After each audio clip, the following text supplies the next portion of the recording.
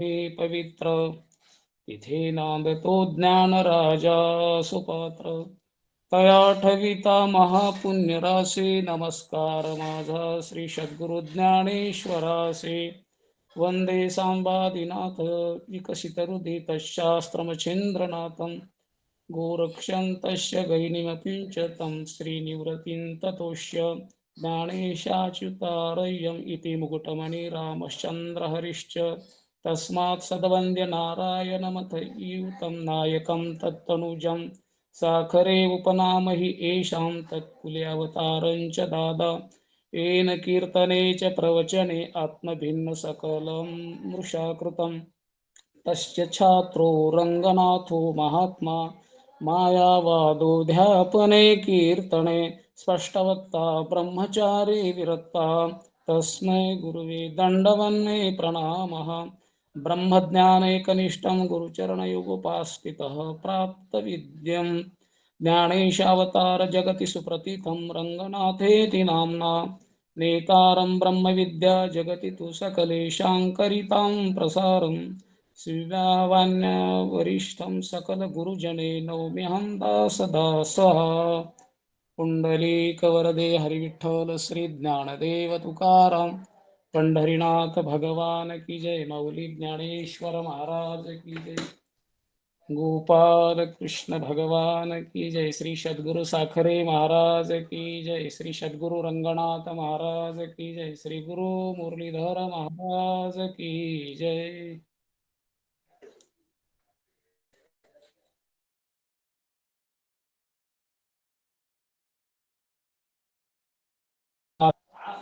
आठ पाहून आलो. तयाचे बिसाट शब्द सुखे म्हणू येती एद या ग्रंथातील श्री गुरुदत्त महाराजांच्या चिंतन क्रमांक 8 आपण पाहिलं. 9 पाहिलं होतं का? हा चिंतन क्रमांक 9 पदार्थ ज्ञानाची प्रत्यक्ष ज्ञानाची रीत हेच होतं ना. स्थूलापासून सूक्ष्म पदार्थाचं जे ज्ञान आहे ते 4 लक्षणाने युक्त असं सांगितलेलं आहे. घटज्ञानाची रीत त्याच्यात प्रकार येत नाही. नाही, 4ही प्रकार तिथं आहेत. आकाशाच्या ज्ञानात जाती नसल्यामुळे प्रकार नाही. उदास अवस्थेच्या ज्ञानात सप्रकारक आणि सविषयक हे 2 नाही. आणि मुमुक्षुच्या ज्ञानामध्ये विषय नाही, प्रकार नाही, पण आश्रय आणि वृत्ती आहे.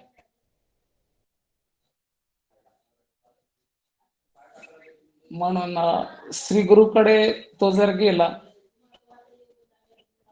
आणि ब्रह्म आत्माऐक्य बोध झाला तर ती वृत्तीही राहत नाही,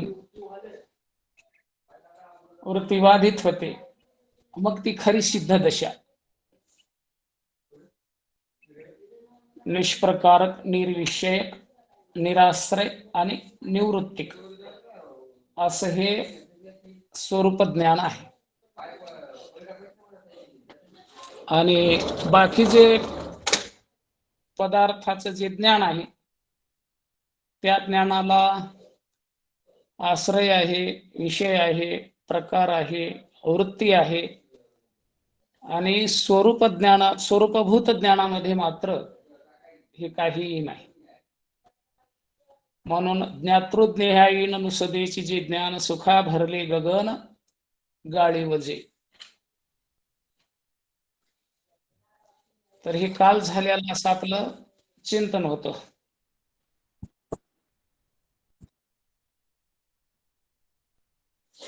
हो हो, उपाधी म्हणलं तरी चालतं.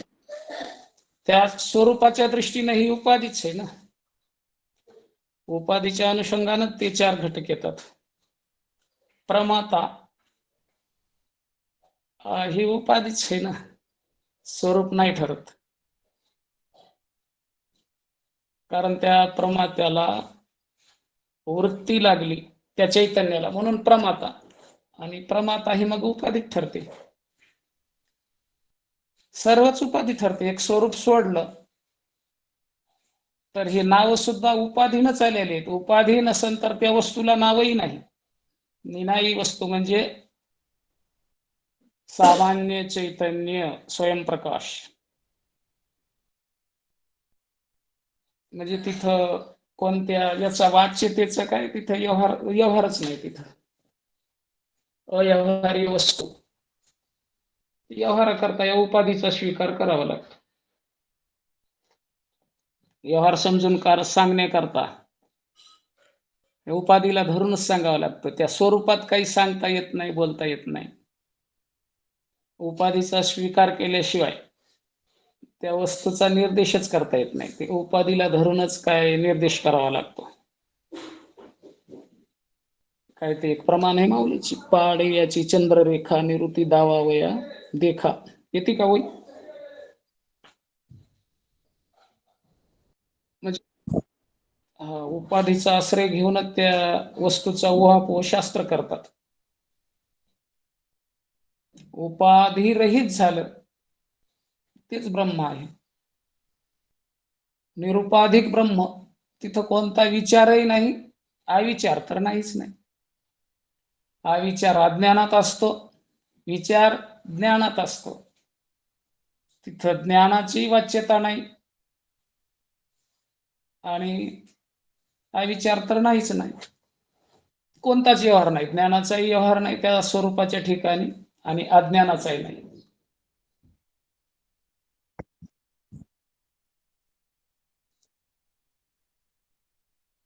हो हो, हे असं कालचं चिंतन आपलं झालेलं आहे.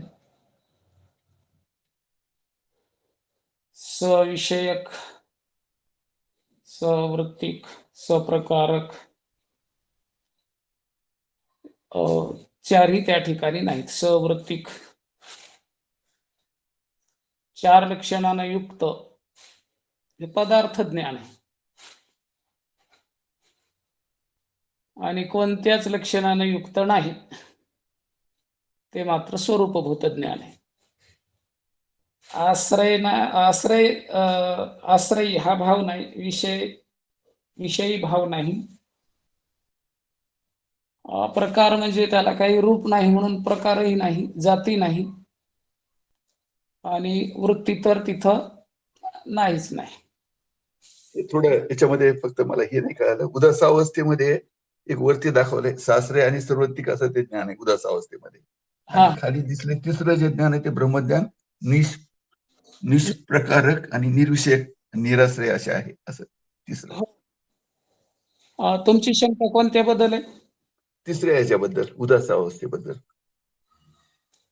हा, म्हणजे काय शंका आहे नेमकी? त्याच्यामध्ये म्हणजे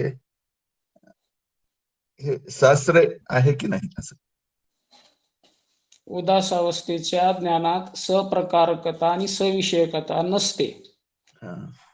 आश्रय आणि सवृत्तिक असं ते ज्ञान आहे. या ज्ञानातच मुमुक्षुना असं आहे. याच्याबद्दल काय शंका आहे? ते शास्त्रयाबद्दलच आहे. म्हणजे शास्त्र तिथं फक्त वृत्ती आहे तिथं असं म्हणायचंय, पण शास्त्रे पण आहे का? नाही असं. हा, आश्रय आहेच ना, प्रकार नाही आणि विषय नाही, फक्त दोन नाही.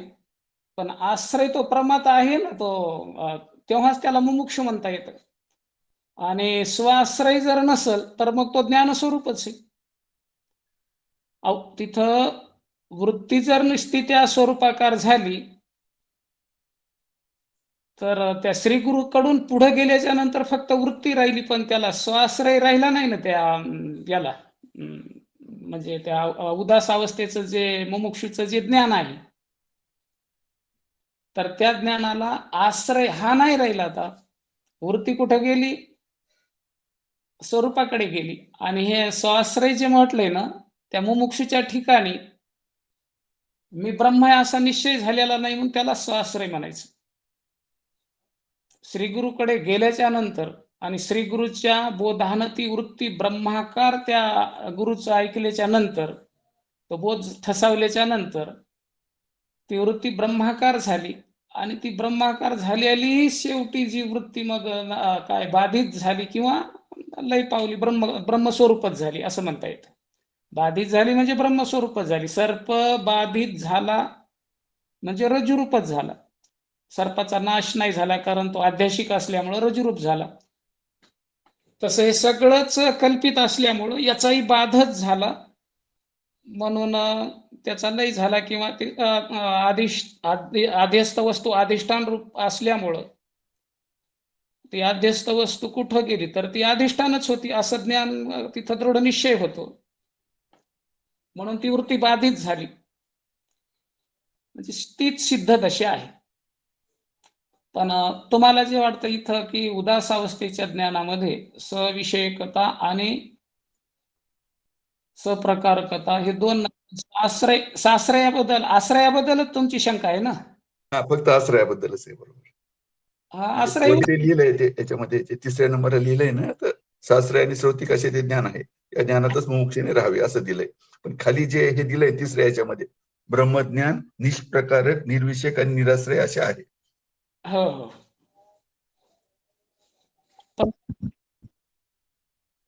नाही इथं नाही नाही, सिद्धार्थ नाही, मुमुक्षूच सांगितलंय ब्रह्मज्ञानाबद्दल.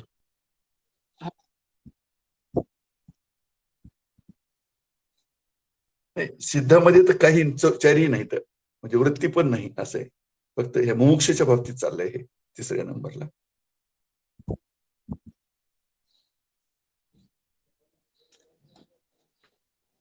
हा तर इथं कसं आहे पहा, मुमुक्षु जो आहे ना तो स्वतःला मुमुक्षुच समजतो म्हणून तोच त्याचा आश्रय झाला ना. साश्रयाबद्दल जी शंका आहे तुमची, तर तो मुमुक्ष ब्रह्म नाही आणि त्या मुमुक्षूच्या ठिकाणी स्वाश्रय आणि वृत्ती हे 2 घटक आहेत. म्हणजे स्वतःला तो ब्रह्म समजत नाही म्हणजे काय समजतो? मुमुक्षू समजतो. म्हणजे हे जरी तो विचाराने शुद्ध असला तरी त्याचा जो जीव पण आहे तो अजून कायम आहे ना. जिथं ब्रह्मस्वरूप साक्षात झालं, अपरोक्ष दृढबोध झालं, तिथंच जीवपणा संपला. मग मुमुक्षू जरी असला तरी जीव नाही किंवा प्रमता नाही असं नाही म्हणता येत. तो विचारानं श्रेष्ठ आहे, पण आश्रय मात्र प्रमता आहेत त्या ज्ञानाला. ज्ञान कोणाला व्हायलंय? मुमुक्षूला. मग आश्रय मुमुक्षूच आहे त्या ज्ञानाचा आता. म्हणून आश्रय आणि वृत्ती तर आहेच की. आता वृत्ती कुठपर्यंत आहे? विषय नाही म्हणून तो मुमुक्षू आहे, ज्ञानात विषय नाही म्हणून. पण तो श्री गुरुला शरण गेला आणि ब्रह्मात्मेके ज्ञानाचा उपदेश जर झाला तर कोण्या पदार्थाचा उपदेश बोध झाला? ज्ञानस्वरूप. मग ते ज्ञानस्वरूप जो पदार्थ आहे ज्ञानाचा विषय होत नाही. जे ज्ञानस्वरूप असतं ते कोणाच्या ज्ञानाचा विषय होत नाही. व्यापक असल्यामुळं कोणाचाच ते काही नाही, आश्रय नाही. व्यापक असल्यामुळं सर्व तेच आहे, कोणाचा आश्रय नाही आणि त्यालाही कोणाचा आश्रय नाही. दुसऱ्या पदार्थाचा ते पदार्थ आश्रय नाही कारण तेच आहे, व्यापक आहे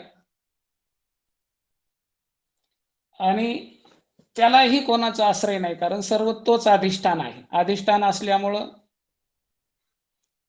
असा आश्रय भाव त्याच्या ठिकाणी नाही आणि अद्वितीय असल्यामुळं जाती नाही, प्रकार नाही. हे 3ऱ्या प्रकारचं निष्प्रकारक, निर्विषयक आणि निराश्रय असं ते आहे.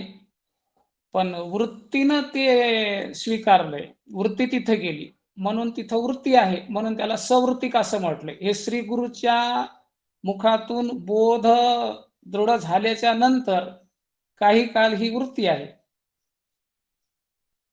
बोध केल्याच तो निर्वृत्तिक झालेला नाही, ती वृत्ती ब्रह्माकार झाली आणि ब्रह्माकार झाल्यामुळं मग ती सिद्ध दशा आहे शेवट.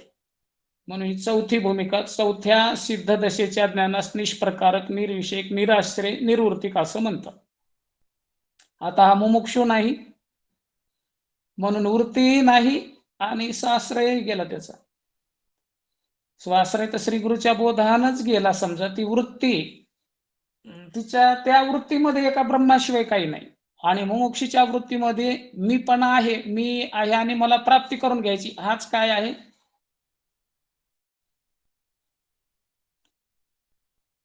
म्हणजे येथे बोध श्री गुरुकडे गेल्यावर म्हणजे आश्रय पण संपतो, वृत्ती पण संपते, असं म्हणजे बोध झाल्यावर, नाही का? वृत्ती संपत्ती ती ब्रह्माच्या निधी ध्यासनानं, आणि हे अलीकडचे जे तिन्ही जातात ते श्री गुरुच्या बोधानं, की तू तेच आहेस. आणि ते कसं आहे? त्याला जाती नाही, म्हणजे प्रकार नाही, निष्प्रकारक, त्याला विषय नाही. कारण ब्रह्माला जर काही विषय असेल तर भेद निर्माण होईल. ब्रह्मापुढे काही विषय आहे का? काही नाही. ब्रह्म कोणाचा विषय आहे का? नाही. ब्रह्म जर कोणाचा विषय झालं तर ते जड होईल. कारण ज्ञान हे चेतन स्वरूप आहे. चेतनाला, चेतन जो ज्ञाता आहे त्या ज्ञात्यालाच जड ज्ञेयाचं ज्ञान होत असतं. या न्यायानं ब्रह्म हे ज्ञाता किंवा ज्ञान दोन्ही नाही, म्हणून निर्विषयक आहे. कोणाचा आश्रय नाही म्हणून निराश्रय आहे. ब्रह्माशिवाय दुसरा पदार्थच नाही असं लक्षात घ्यायचं, म्हणून निराश्रय आहे. कोणाचा आश्रय? काही नाही तर काय आश्रय? ब्रह्मस्वरूपात काही नाहीच, त्यालाच अजातवाद म्हणतात. जग नोहे प्रपंच एक झाला होता, हे तो समूळ मिथ्या वार्ता, पुढे होईल मागुता, कदा कल्पांती घडेना, हा सिद्धांत आहे. आणि त्या सिद्धांताची गाठ म्हणजेच निष्प्रकारक, निर्विषयक, निराश्रय आणि निर्वृत्तिक हे खरं ज्ञान स्वरूप आहे. आणि त्याला त्याच्याकरता हे प्रमाणाची वय दिली. ज्ञातृज्ञेयीन नुसदेची जे ज्ञान सुखा भरले गगन गाडी वजे. थोडस जास्त याचं म्हणजे वारंवार चिंतन केलं तर लक्षात येतं. थोडा पुढचा शेवटचा सिद्धांत आहे, अजातवादाचा सिद्धांत आहे हा. काहीच नसणं, अजातवाद. ब्रह्म आहे पण त्याची वाच्यता नाही, म्हणून अजातवाद. कोण वाच्यता करेल?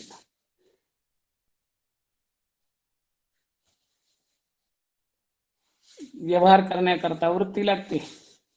ती वृत्तीच काय झाली? समाप्त होऊन गेली. कोण व्यवहार करेल? मायेचं स्वरूप, या वृत्तीचं स्वरूप सगळे हे अध्यस्त पदार्थ आहेत. जोपर्यंत अध्यास आहे तोपर्यंतच हे उपाधीनं मोजायचे. अध्यास अध्यास रूपानं कळला, अध्यास राहत नाही आणि ब्रह्म काही जाणार येणार नाही. त्या ब्रह्मस्वरूपावरच सगळा अध्यास आहे. हे अध्यास आणि अधिष्ठान अशा दृष्टीनं जर कळलं तर हे चांगलं लक्षात येतं. थोडं अवघड चिंतन आहे पण फार महत्वाचं आहे. हा ते आता ते बोलल्यामुळं ते म्हणजे चर्चा झाली तर चर्चेतून वाढत राहत. वारंवार वाचन केलं, ऐकलं तरच हे लक्षात येईल पूर्ण. म्हणजे हे चिंतन फारच महाराज, म्हणजे काय म्हणतात, असली हिराच हे चिंतन शब्द गुरुजींचे. म्हणजे नाही नाही, खूप चांगला योग आलाय. म्हणजे हा याच्यामध्ये तुम्ही मुद्दाम घेतलंय ना, हे खूप बेस्ट. मोकळी आपली चर्चा करता येते. पण आता तुम्ही सर्व तुम्ही असं जसं बोलता, सर्वांनी असं लक्षात घेऊन बोललं तर ज्याचं त्याला कळण्याकरताच, हे काही सांगण्याकरता म्हणून नाहीये, स्वचिंतनच आहे.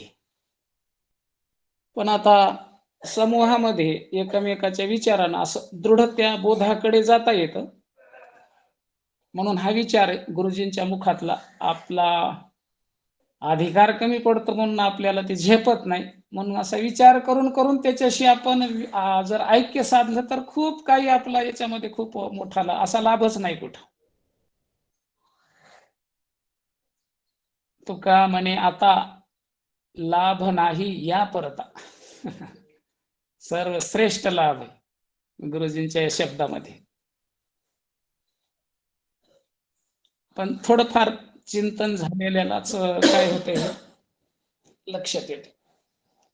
त्या शब्दाचा जर अर्थ नाही कळला तर मग काय करतील शब्द तरी आपल्याला, आहे की नाही.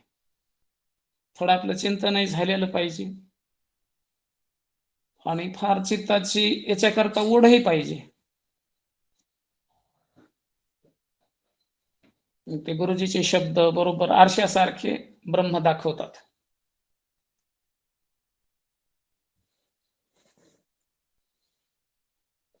म्हणून ही शेवटची सिद्ध दशा, सिद्ध दशेचं ज्ञान निष्प्रकारक, निर्विषेक, निराश्रय, निर्वर्तिक हे ज्ञान स्वरूप आहे. ज्ञातृज्ञेहावीन नुसधेचे ज्ञान याला म्हणायचं. केवळ सुख स्वरूप, गगनाच्या पालवातूनही गाळून घ्यावं इतकं सूक्ष्मत्व त्या ज्ञानाचं आहे. गगना एवढं सूक्ष्म काय आहे, तरी पण कल्पना आहे आणि ब्रह्म कल्पनातीत आहे, कल्पनेत बसत नाही. कितीही कल्पना करा, कितीही कल्पना करा, अनंत काळ करा, कल्पनातीतच राहतं ते.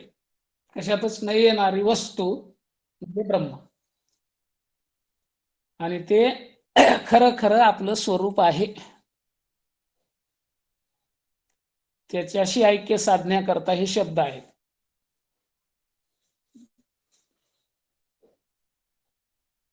ते आहे आणि ते व्हायचंय आणि तो मीच आहे, बस संपलं काम. इथपर्यंत जावं लागतं. साधूच्या वचनानं जाता येतं. म्हणून तर साधू थोर जाणं आहे काय काय आहे, व्हायचंय आणि मीच आहे. हा तेच आहे, पण कळना म्हणून मला तेच झालं पाहिजे, तेच व्हायचंय.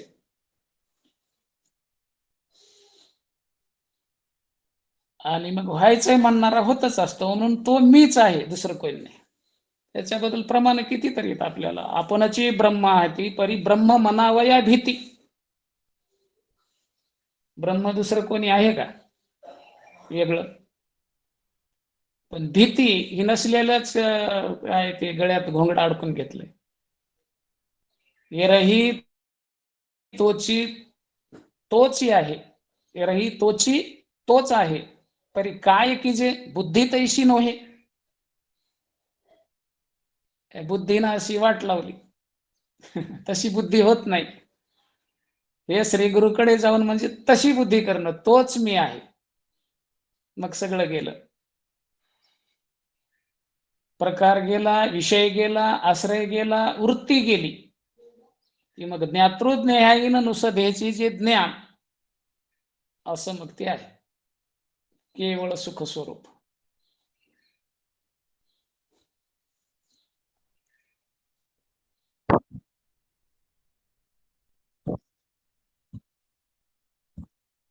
अगदी बरोबर.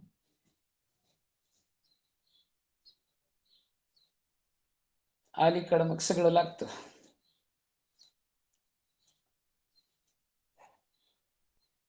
अगोदर हे शब्दानं समजा आता लक्षात येतं, पण याचं चिंतन झालं तर ते थोडं आपल्याला मुरल समजा ते याच्यामध्ये असं. नाही, तद्रुपते करता चिंतनच सांगितलेलं आहे. नुसतं शब्दाचं चिंतन, शब्दात जोपर्यंत आहे तोपर्यंत कच्ची भूमिका आहे, पण अनुभवासह तसंच झालं तर मग ते मात्र सिद्ध दशा आहे. हे वारंवार डोक्यात ठेवलं तर हे अनुभवात येईल आणि मग त्याच्या पुढे जाईल असं. निश्चय करावा लागतो, तेच चिंतन, तीच मान्यता आपल्याला, तोच सर्व काही, तसाच बुद्धीचा निश्चय करावा लागतो. ते अनुभवापर्यंत जाईपर्यंत चिंतन म्हणजे ते काही कमी निधिध्यास करावा लागतं त्याचं असं नाही, तर सर्व काळ निधिध्यासनातच राहावं लागतं. ते ही म्हणजे शेवटची भूमिका आहे ना महाराज. इथं काही नाही ठेवायचं म्हणजे हे काय कमी दिवसाचे संस्कार आहेत का? मी देह म्हणण्याचा ही समजूत काय? आजकालची आपली थोडी अनादी संसार मालेच्या ठाई नित्य विशेष भोगिले पाही, ते ठसावले चित्ताच्या ठाई, वारंवार पायी सेवित. हा महात्म्यांचा अनुभव किती त्यांच्या त्या परिपाक आहे त्या साधनेचा, चिंतनाचा, याला काही अंत आहे काय? जन्मोजन्मी आम्ही बहु पुण्य केले, नामदेवराय म्हणतात. ज्ञानोबाराय म्हणतात बहुत सुकृताची जोडी. आणखी एका अभंगात म्हणतात जन्मोजन्मी सुकृते थोर केली, सामान्य नाही, ती मज आजी फळाशी आली, परमानंदो आजी मानसी भेटी झाली या संताशी. हे फार महान भाग्यानं, उत्कृष्ट भाग्यानं, सर्वश्रेष्ठ भाग्यानं हा लाभ मिळत असतो जीवाला. शेवट आहे, शेवटचा टोक आहे हे. मग अलीकड सगळी फजिती जीवाची. नाना साधनाच्या केल्या खटपटा, परी त्या न पावती त्याची या दारवंटा, ही सगळी फजिती आहे. जाणो जाता जाणीवची घाली आडफाटा, योगाभ्यासी सिद्धी रोधिता ती वाटावो. हे श्री गुरुकडून प्राप्त होणं म्हणजे हे काही सामान्य लाभ नाही, सर्वश्रेष्ठ लाभ. तुकोबाराय म्हणतात त्याप्रमाणे लाभ नाही या परता. आता हा जो लाभ झाला याच्यापेक्षा दुसरा लाभ काही नाही, सगळं ते लाभाची काय भूल आहे ती. कोण्याच आनंदात न राहता स्वानंदाची प्राप्ती आणि स्वानंदात राहणं हा सर्वश्रेष्ठ लाभ आहे. आपण कोण्या तरी आनंदात राहतो, बरं चाललंय हे की नाही, कीर्तन भेटायले बरेचसे, या आनंदात अडकणं चांगली गोष्ट आहे का? या दृष्टीनं बरंच चाललंय, माझं बरंच चाललंय, परमार्थ चांगला चाललाय, मला भरपूर आपल्याला विषयाशिवाय दुसरा आनंदच माहित नाही ना महाराज. रामकृष्ण हरी. त्या आनंदाकडे जाण्याकरता साधूचाच आश्रय करावा लागतो, संत संगतीच करावी लागते. कारण तो आनंद साधूच त्याचे उपभोक्ते आहेत, बाकीचे लोक आपापल्या तालात नाचणारे. गुरुजी तर म्हणतात कर्मठ आपल्या तालात नाचतो, उपासक आपल्या तालात नाचतो, योगी आपल्याच तालात नाचतो, पण आमचं कोणी ऐकत नाही. पण यांची नुकसान होईन आमचं जर नाही ऐकलं तर. इतक्या पराकोटीचं बोल नाही गुरुजींचं. म्हणजे महात्म्याची, साशा ज्ञानीपुरुषाची दृढतेनं ऐक्य बोध ज्याच्या जवळ प्रत्यक्ष आहे, अशा महात्मा पुरुषाची या सर्वांना गरज आहे. त्यांचं ऐकावं, पण ते त्यांचं ऐकत नाहीत. आपल्या तालात, संसारिकापासून योग्यापर्यंत आपल्या तालात नाचणारे लोक आहेत. उपाधीचाच मोठेपणा वाढतो.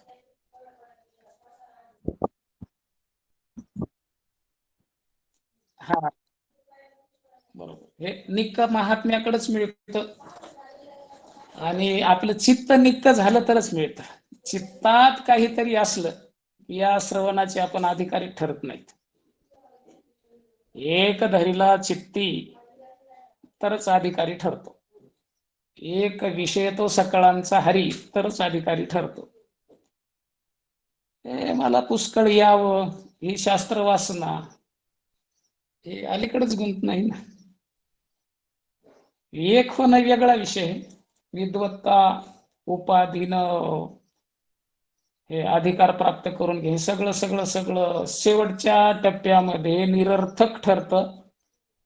जगाच्या दृष्टीनं श्रेष्ठ कनिष्ठपणा मोजता येतो, स्वरूपाच्या दृष्टीनं श्रेष्ठ कनिष्ठपणाच नाही, सर्व कलविदम ब्रह्म ही अनुभूती महात्म्यांची आहे. आणि म्हणून तर त्यांना जगातल्या कोण्याही गोष्टीचं आकर्षण नाही, वैषम्याची वार्ता नाही. आपल्याला दुःख झालं तर दुःख निवृत्तीचा तळमळीनं प्रयत्न करावा वाटतो. किंवा त्या दुःखाविषयी तिरस्कार भावना निर्माण होते. महात्म्याचं पाहिलं तर दुःख हे भगवंतानं काय कृपा केली म्हणतात. ते दुःख आलं तर देवाचे उपकार समजतात आणि सुख आलं तर जगाला वाटतात. काय महात्म्याचं जीवन आहे. असं आहे का आपल्याकडे कोणाकडे? अनंत महाराज हे महात्म्य सुख आलं तर जगाला वाटतात आणि दुःख जर काही निर्माण झालं तर देवाचे उपकार समजतात.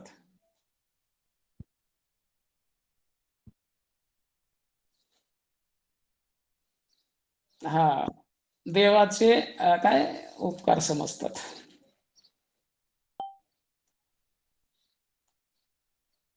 म्हणजे ते म्हणतात कर्म जे आहे, कर्मबंध ज्याला म्हणतात, तो भोगूनच संपायचा आहे.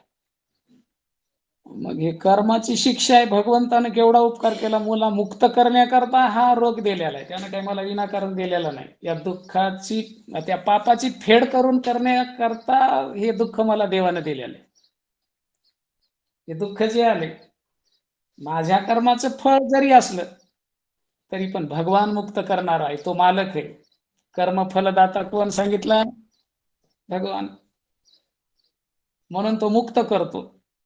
पापरूप जे कर्म असतं त्याचं दुःख रूप हे फल देऊन जीवाला तो मुक्त करतो. म्हणून बहु आहे करुणावंत असं तुकोबारा त्याला म्हणतात. हे जीवाला पटल का? हे महात्म्याला पटल? हे अवघडच, थोडस अवघडच बोलणं आहे गुरुजींच्या याच्यात, शब्दात निर्माण होत. जीवाला पटणारा विषयच नाही हा. मुमुक्षु तीव्र संसारावर जो विटलेला आहे आणि श्री गुरुच्याच सौधामध्ये आहे, त्यांना ऐकावं. आणि सगळं अंमलात आलेलं मात्र त्या सिद्ध पुरुषाच्या ठिकाणी आहे. जगात राहतात, निस्ते राहतात, जगाचं काहीही देणं घेणं त्यांना नाही, पण केल्याला मात्र दिसतं. म्हणून तर काही ठिकाणी जीवनमुक्त ओळखणं अवघड सांगितलेलं आहे. कारण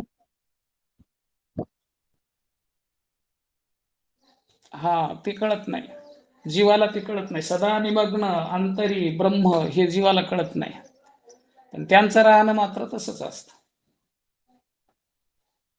बहुरूपयाची राऊ राणी, स्त्री पुरुष भाव नाही म्हणी, परी सोंग संपादनी तैसीच करती. त्या सोंगामुळे आपल्याला कळत नाही.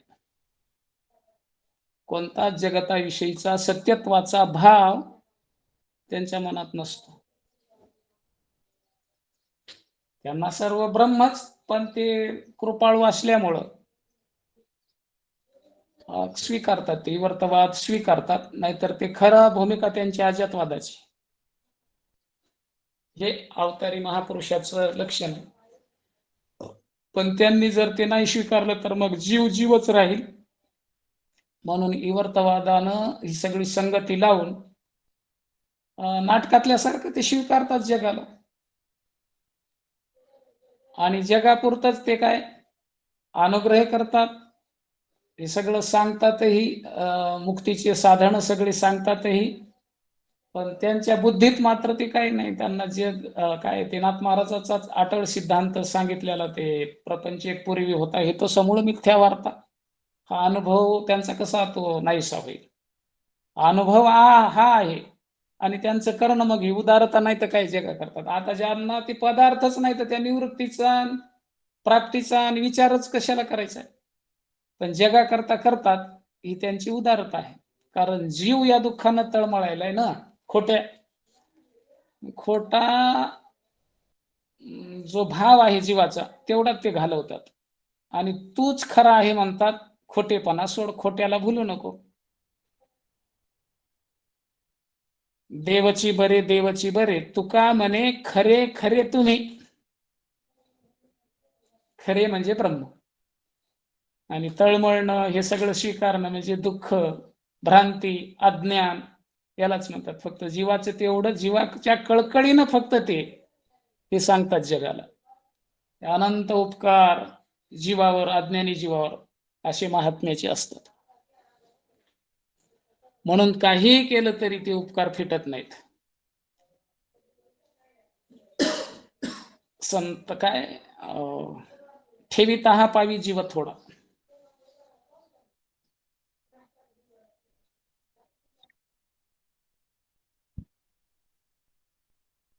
हा, कशानंच उत्तीर्ण होता येत नाही. सहज बोलले तरी हिताचाच उपदेश करतात. कोणी जागा होऊन दुःखानं जर्जर होऊन दुःख निवृत्त करा म्हणून अशी प्रार्थना केली तर मग तर त्याला तर ती तात्काळच मुक्त करतात, दुःखच घालवतात. एक माणूस घरी खूप खूप खूप असा जर्जर होऊन दुःखानं पंढरपूरला म्हणून गेला. ते दूत महाराजाच्या पुढेच जाऊन बसला पाठामध्ये.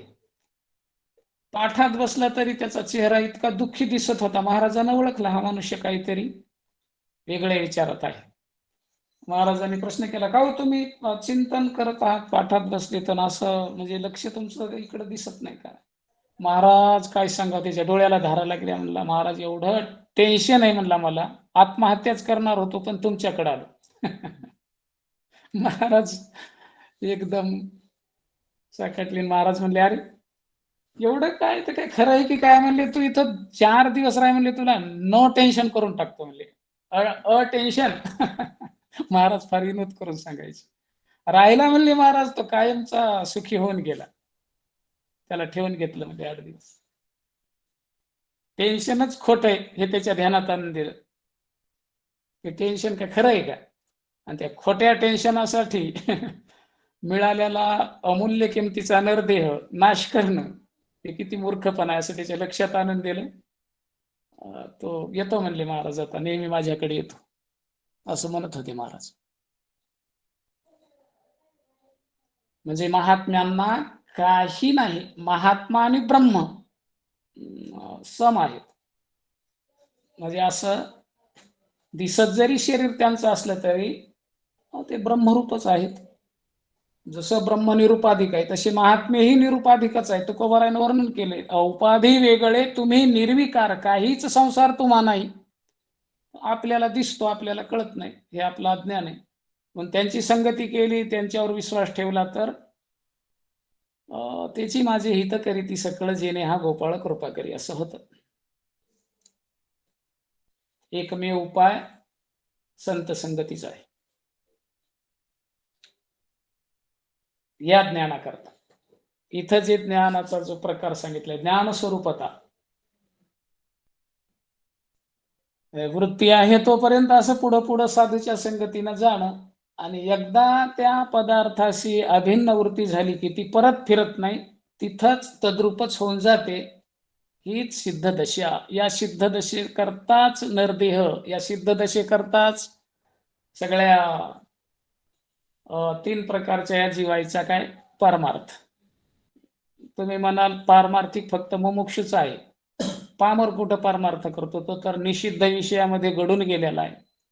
विषयीला कुठं या ज्ञानाची गरज आहे? तो तर विहित विषय भोगण्यामध्ये गुंग झालेला आहे. त्याला मलिन विषय नको, पापात्मक विषय नको, पण विहित विषय त्याला, त्याच्यावर त्याचा तो मोक्षच आहे त्याचा, तो असं समजूत आहे त्याची. पण हे सगळ्याचं साध्य हेच आहे आणि सगळ्यांना अधिकार आहे, आणि सगळे त्यांच्या क्रियेनं इथं येण्याची दाट शक्यता आहे त्यांची. नरदेह मिळाला ना, कधी केव्हा कोण्या महात्म्याच्या मुखातून बोध होईल. एखादा पामर असला तरी एखाद्या वेळेस दचकून सावध होतो, काहीतरी त्याचा भाग्योदय झाला असं तिथं शास्त्र मानतं. आणि हा मुमुक्षुच होतो मुक्त. मुमुक्षु झाल्याशिवाय होता येत नाही. पण पामर विषयीला मुक्त होता येत नाही असं मात्र नाही. त्यांनी जर ठरवलं मुक्त व्हायचं तर तेही होऊ शकतात. पण असं पायरी पायरीनं ते वर आले तर, पायरी पायरीनं खाली गेले तर मग हा विचारच करत नाहीत तर मुक्त होण्याचं कशाचं. मग पामर विषयी पण मुक्त होतात, पण याचा खरा अधिकारी मुक्तीचा हाच आहे, साधन चतुष्टय संपन्न मुमुक्षु तीव्र मोक्ष विच्छावान. तोच श्री गुरुकडे जातो आणि खरा बोध, खरा संवाद अशा अधिकारी गुरु शिष्यातच साधल्या जातो आणि सिद्ध तशा अधिकारी शिष्याला श्री गुरुकडून प्राप्त होते. हा मात्र त्याच्यातला अटळ नियम आहे, पण सर्वांनाच होता येतं. हाही एक त्याच्यातला महान सिद्धांत आहे. नरदेह आणि नरदेहात आलेल्या जीवाला एवढाही मोठा पामर असला तरी मुक्तीचा मार्ग मात्र मोकळा आहे.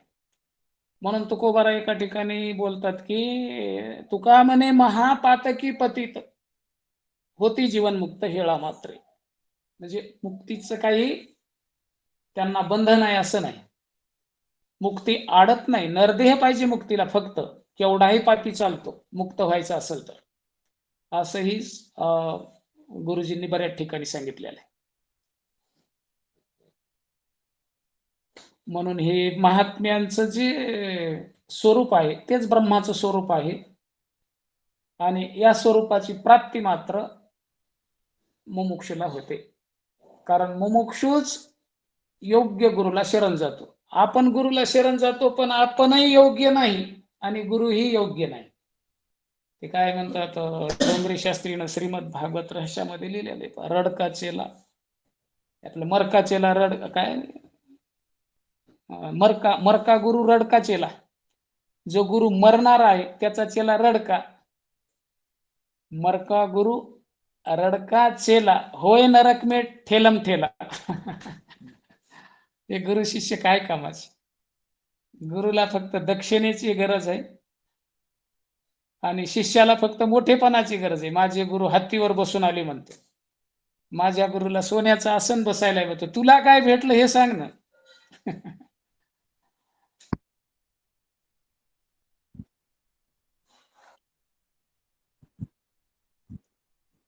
आता का म्हणे गेले गुरुत्व गुखाडी ऐशियाची जोडी नपवे देव, असं प्रमाणे.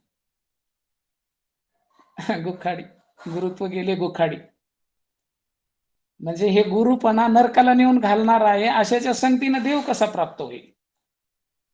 माया चित्तात असल आणि नाशवान पदार्थ चित्तात असतील आणि शिष्य करण्यावर सपाटा लावला असेल तर हे फार मोठा घात आहे, आपलाही घात आहे आणि त्या जिज्ञासू साधकाचाही घात आहे. त्याला खरं न कळू दे नाही. असा हा प्रकार जगामध्ये किती, याला काही अंत नाही. हे कांड्या मोजण्या इतके निसूनच फक्त निष्काम निश्चळ विठ्ठली विश्वास हे फार दुर्लभ आहे. हेच फक्त खरा उद्धार करू शकतात. म्हणून हे खरं असं निवडता आलं पाहिजे. आपण निवडून निसून हा पदार्थ घेतला पाहिजे. म्हणून खरी कसरत मुमुक्षुचीच आहे. काय टाळावं काय घ्यावं आणि हे होण्याकरता भगवंताची त्याला कारण कृपाच आहे. आणि भगवंताची कृपा होण्याकरता निष्काम कर्मच त्याला कारण आहे. निष्काम परमात्म्याची सेवा ज्या जीवाला घडते, भगवान कृपा करून आपणची देव होय गुरु ही अवस्था करून देतो. खरी बाधकता आहे ती आपल्या सकामतेचीच आहे. चित्त निष्काम व्हायला पाहिजे. निष्काम हे आपलं स्वरूप आहे. मग निष्काम चित्तामध्ये निष्काम सेवा घडली तर ते अतिशुद्ध होतं आणि त्याच्यावरच ईश्वर कृपेनं श्री गुरुची कृपा होत असते. भगवंताच्या कृपेनं श्री गुरु भेटतात. श्री गुरुच्या कृपेनं जन्माभावरूप मोक्षाची ते प्राप्ती करून देतात. असा परमार्थातला क्रम आहे. तर आपलं हे काल झालेलं चिंतन आहे. विषयांतर झाल्यास वाटल पण त्याला अनुसरूनच आपले स्वरूपाचं चिंतन झालेलं आहे. हा, निष्प्रकारक निर्विषयक निराश्रय निवृत्तिक हे आपलं स्वरूप आहे. श्री गुरुकडून ह्याच स्वरूपाची आपल्याला प्राप्ती करून घ्यायची किंवा श्री गुरु हेच प्राप्त करून देतात, काही ठेवत नाही. ज्ञातृज्ञेयाविन नुसदेहेची जे ज्ञान याला म्हणतात. केवळ सुख स्वरूप, सर्वांच्या शेवटचं सुख, सूक्ष्म अतिसूक्ष्म कल्पनातीत हे आपलं स्वरूप आहे. हे श्री गुरु शिवाय कसं प्राप्त होईल. क्रम लक्षात आला का? पामर, विषयी, मुमुक्षु, मुक्त.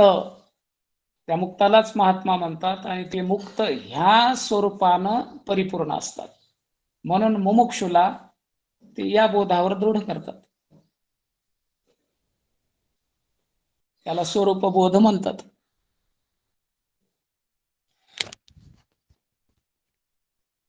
येतंय का लक्षात? का नळी फुंकिली सोनारे होते? काम करत करत म्हणल्यावर नळी फुंकिली सोनारे होते बरं काय. मला रेंजचा प्रॉब्लेम आला, ऐकूची ना काही. तुम्हाला रेंज नाही का? रेंज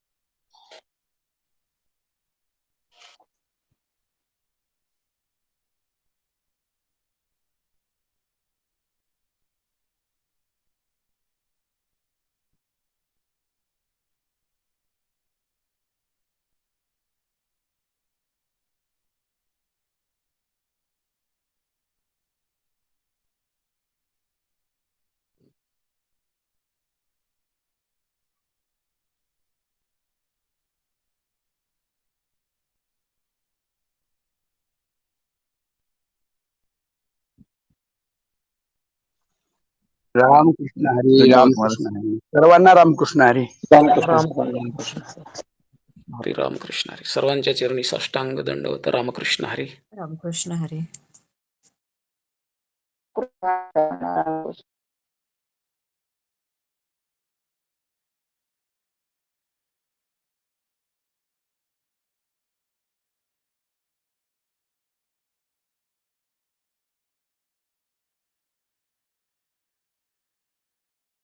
रामकृष्ण हरी काका. हा रामकृष्ण हरी. रामकृष्ण हरी माऊली. खूप चांगला योग आला. हे चिंतन आपल्याला ऐकायला मिळतंय ना. सविस्तर याचे चर्चा होते. हा नाही, हे पोटभर जेवल्यासारखं वाटतंय. वाचन करून म्हणजे काही नाही, ते आपलं चालता चालता बफेमध्ये जेवल्यासारखं झालं ते. हे पण